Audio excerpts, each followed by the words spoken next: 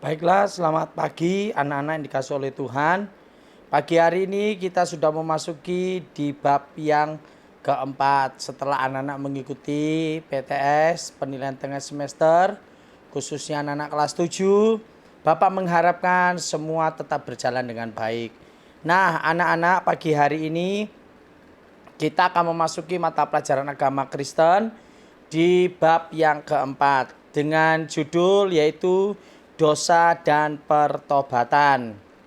Bapak ambil di dalam kitab Lukas pasal 15 ayat yang ke-7 dan 1 Yohanes pasal 1 ayatnya yang ke-9. Untuk mengawali atau langkah pembelajaran dalam mata pelajaran agama Kristen, yaitu kita akan lihat pertama awali dengan berdoa. Kemudian diawali juga dengan pembacaan Alkitab di Amsal pasal yang ke-10. Setelah anak-anak dapat membaca kitab Amsal, anak-anak juga dapat menyimak materi yang akan Bapak berikan pada pagi hari ini. Kemudian buatlah tugas yang sudah Bapak berikan kepada anak-anak. Kemudian di akhir pelajaran kita pada pagi hari ini, mari kita akhiri semua di dalam doa. Baiklah anak-anak, pagi hari ini kita akan melihat pengertian dosa dan pertobatan. Apa dosa itu?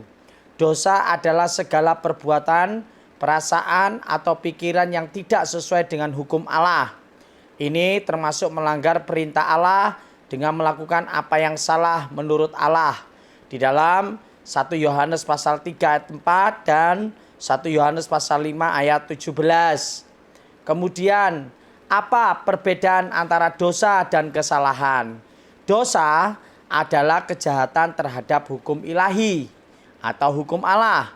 Sedangkan kesalahan adalah tindakan yang salah arah atau salah sebagaimana dinilai oleh norma dan hukum masyarakat. Nah, anak-anak, kemudian mengapa manusia jatuh ke dalam dosa?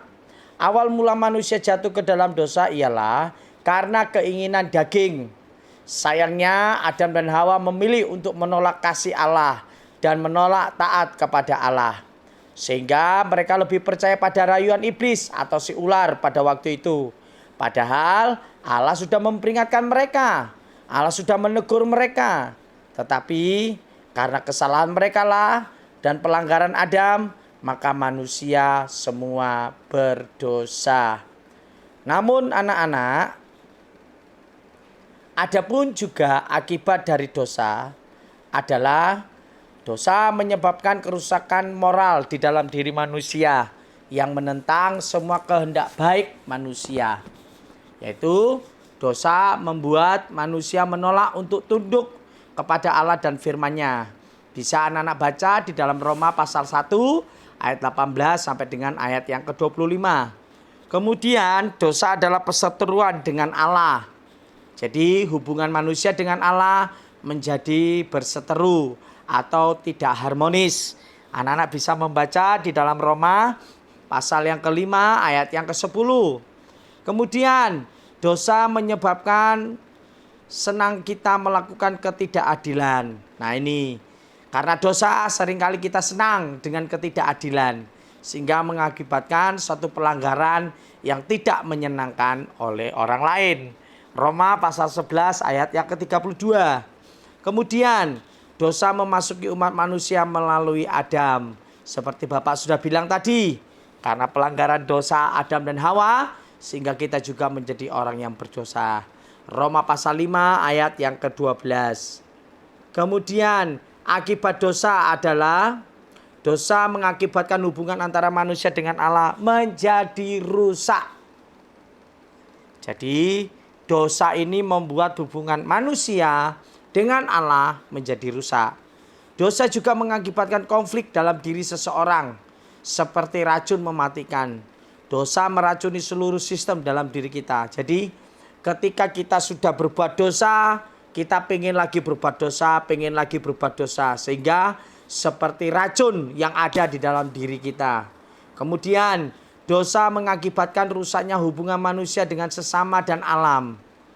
Anak-anak bisa melihat Karena perbuatan dosa terjadinya saling bunuh-membunuh, terjadinya kebencian, terjadinya percecokan, terjadinya permusuhan dan sebagainya. Oleh sebab itu anak-anak, mari tetap jaga hidup kita, menjauhkan diri kita dari dosa.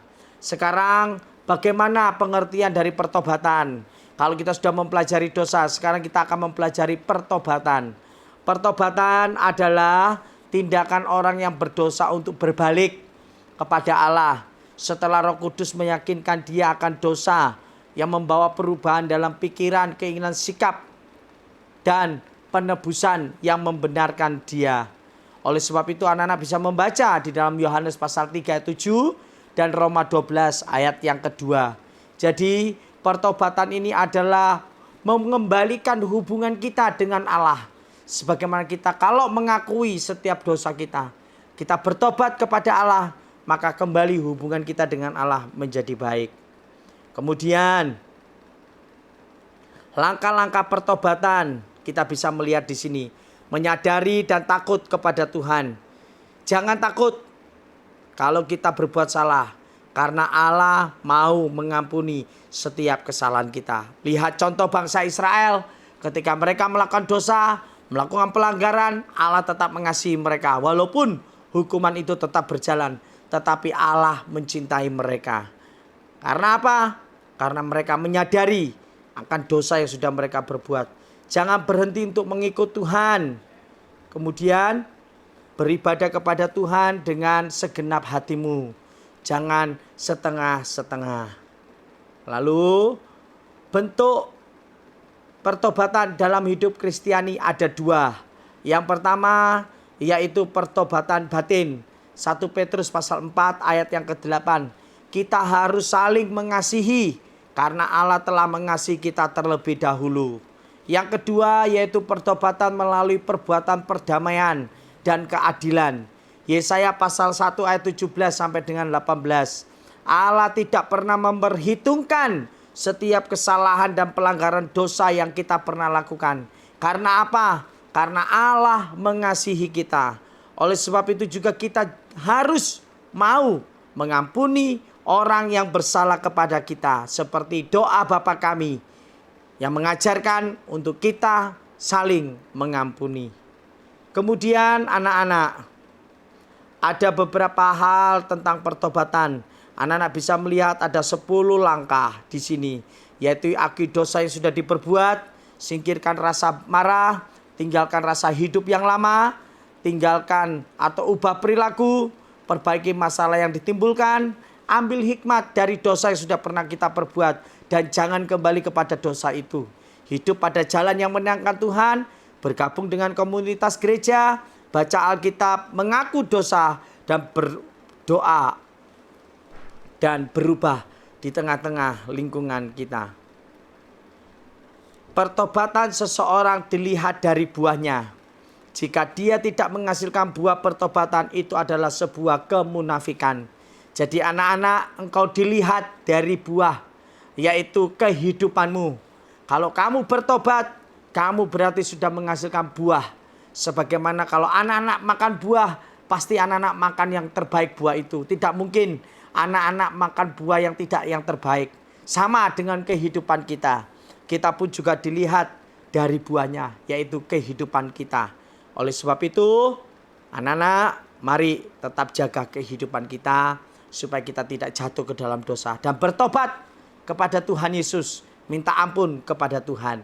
Nah, tugas anak-anak sekarang adalah sebagai berikut. Carilah 5 tokoh Alkitab yang berdosa lalu berbalik dari jalan yang benar. Kedua, sebutkan dosa yang pernah dilakukan oleh Raja Daud sehingga Daud harus menyesali dan bertobat. Dan yang ketiga, sebutkan doa Paulus sebelum ia menjadi Rasul Allah. Apa doa Rasul Paulus? Anak-anak bisa cari di dalam Perjanjian Baru tentang pertobatan Rasul Paulus. Demikianlah anak-anak pelajaran hari ini. Kiranya pelajaran hari ini mengajarkan kepada kita untuk kita tetap hidup kudus, hidup sesuai dengan rencana Allah, sesuai dengan kehendak Tuhan. Doa Bapak kepada anak-anak semuanya, tetap semangat, tetap bersukacita, senyummu adalah sukacitaku. Tetap jaga jarak, tetap jaga kesehatanmu, Tuhan Yesus memberkatimu. Amin.